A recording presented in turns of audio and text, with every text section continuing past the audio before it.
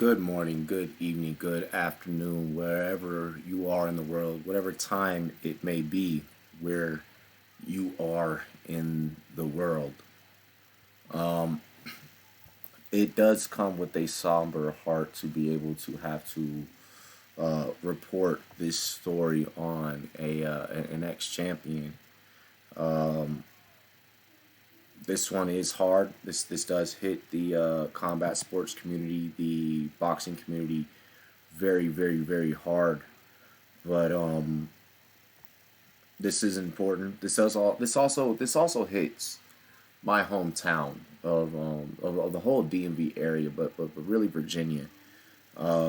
This hits hard to home for me because this was a true boxing legend, not just a boxing legend, but a Virginia legend, a DMV, DC, Maryland, Virginia, for those of y'all don't know, a true DMV legend.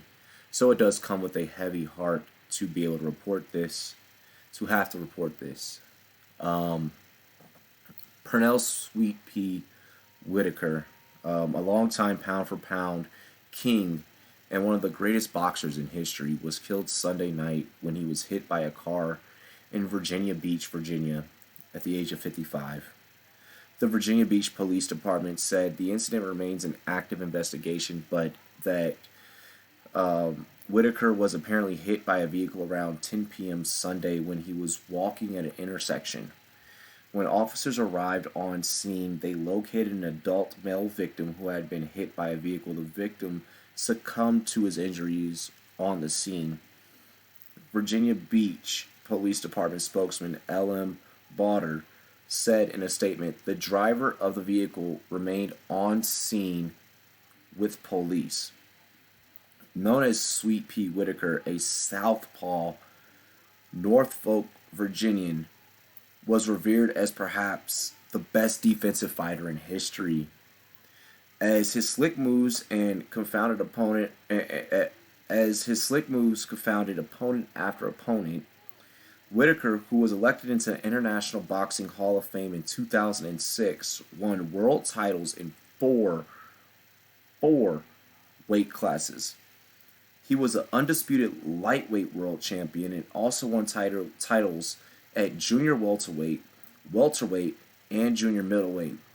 As one of the dominant forces in boxing for much of the 1980s and 1990s, he won a gold medal at the 1984 Olympics. Whitaker, youngest son, Devon Whitaker, told the Virginia Pilot newspaper that his dad was a cool guy. That's all I can say about him. He told the newspaper, I can't really say how I'm feeling because I'm feeling shocked. I'm still trying to process everything that's going on. But he was a cool guy. Main events promoter Kathy Duva, whose company promoted Whitaker throughout his career and remained close to Whitaker after his retirement, also mourned his death. I love Pernell. I love Pernell Whitaker, and he loved me. And there was no doubt. Duva, whose late husband Dan signed Whitaker out of the amateurs along with several 1984 U.S. Olympians, told ESPN he was this person who was only comfortable in the ring. He had demons, but when he was in the ring, that was when he was in control. And when he was happy and when he was the very best at what he did and wanted to show that to everybody. Whitaker, 44-1, 17 KOs. May have had 4 losses and a draw on his record, but to many, he truly only lost twice. I'm going to speak on 2 of these.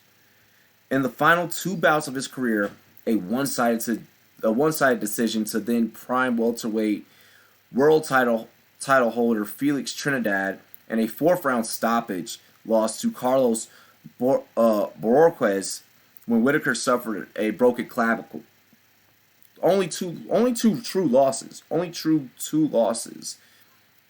He did suffer a split decision loss for a light world title to Jose Luis Ramirez in 1988, and the loss of his welterweight belt to Oscar de la Hoya in 1997 were highly controversial. Now I remember I remember the one really quick tangent. I'll get back to on path with the article.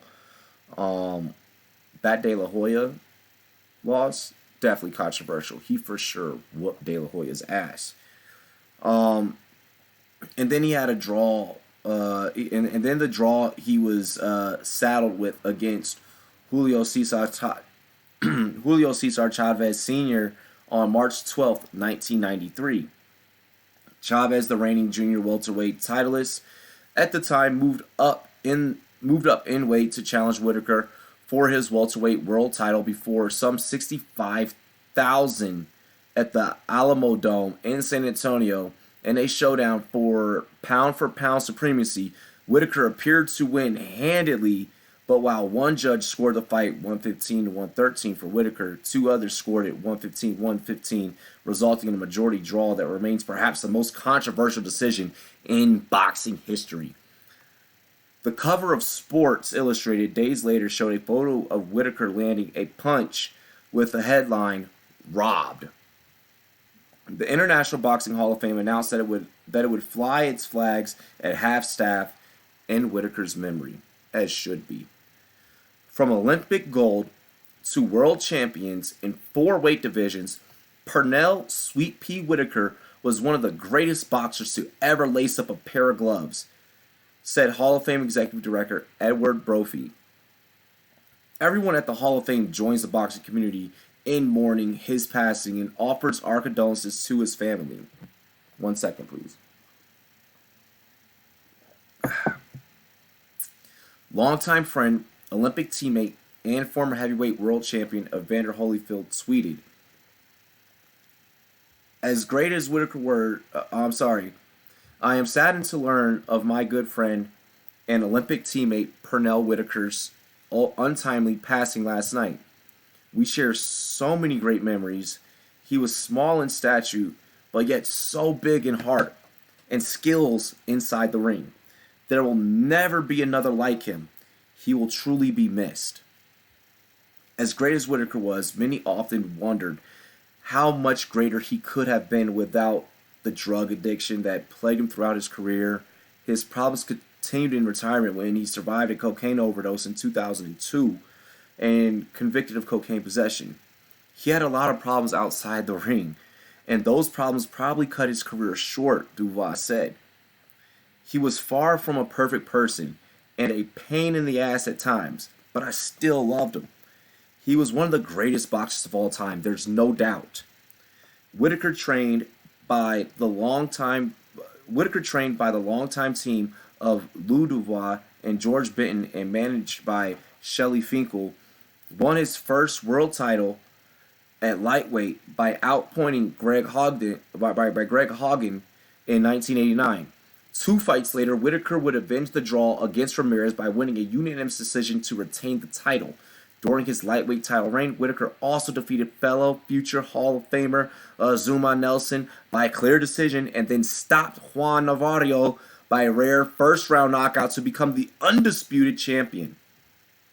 Whitaker, who made his professional debut on ABC with several of his Olympic teammates at Madison Square Garden in New York, and eventually became a staple on HBO, moved up the junior welterweight in 1992 and outpointed Rafael Pineda to win a 140-pound world title.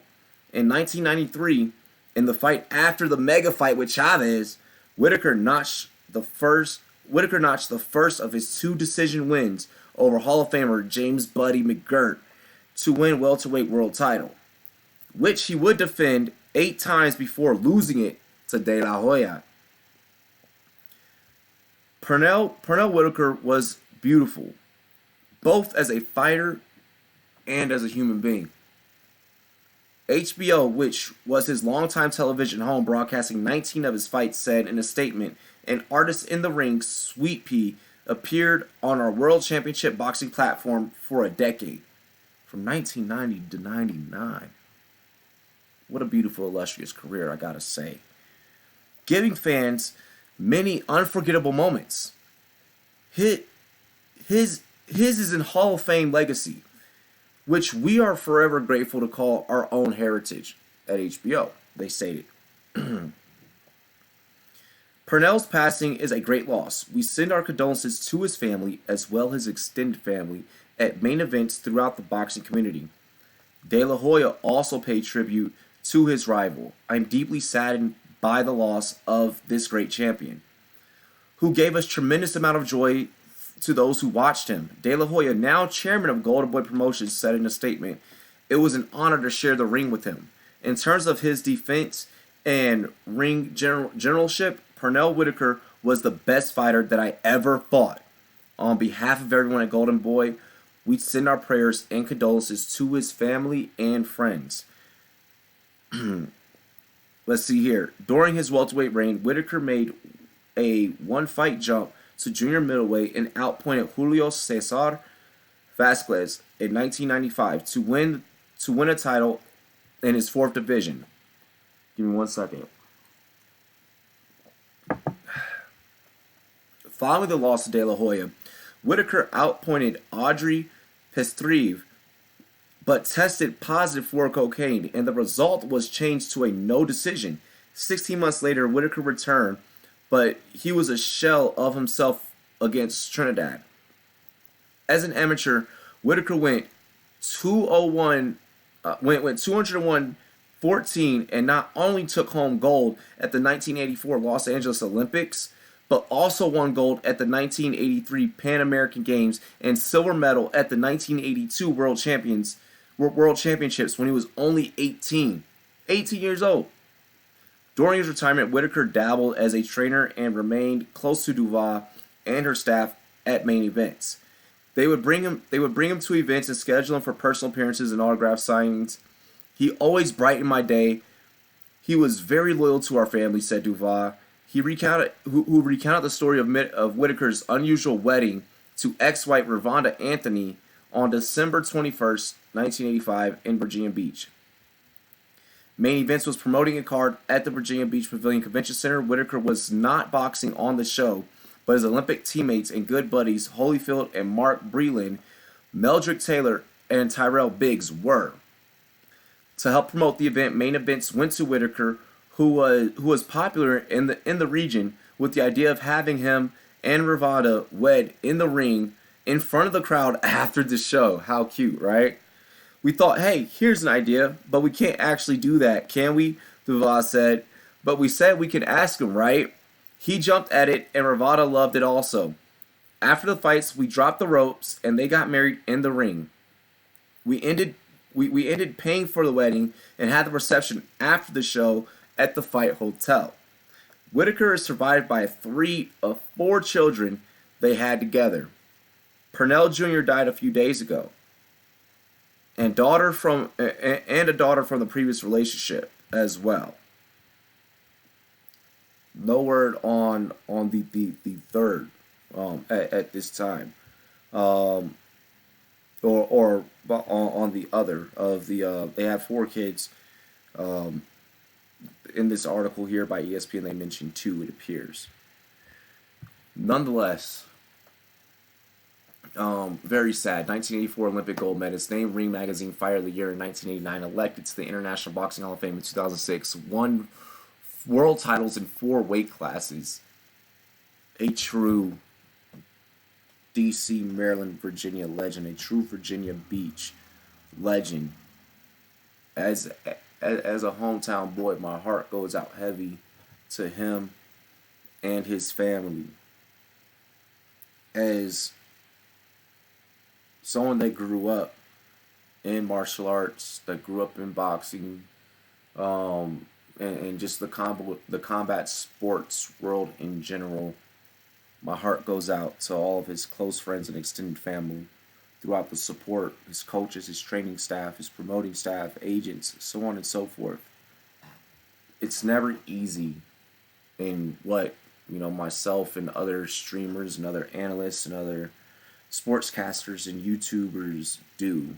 It always comes heavy to report things like this, whether it's the death of a player or the end of a career, whether it be a case that a player is going through.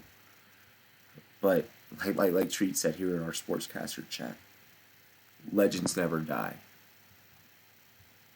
Legends never die. My thoughts, my prayers, my heart goes out to you, Sweet Pea, and your family, and those that were close to you, and to everyone in the D.C., Maryland, Virginia area that is mourning your loss today. Where I'm from, we don't get a lot of legends to be able to look up to, and you are one of the greats, as proven by your record, as proven by the great things that you did and the memories that you left us. We thank you. We appreciate you for all that you've done.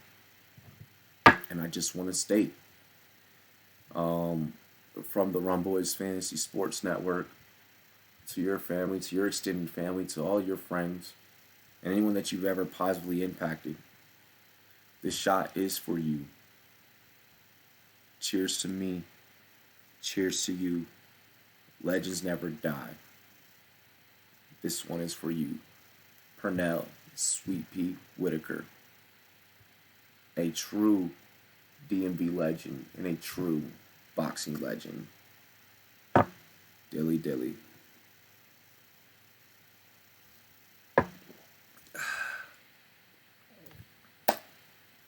Then with that, I'm not even going to go with anything else extra.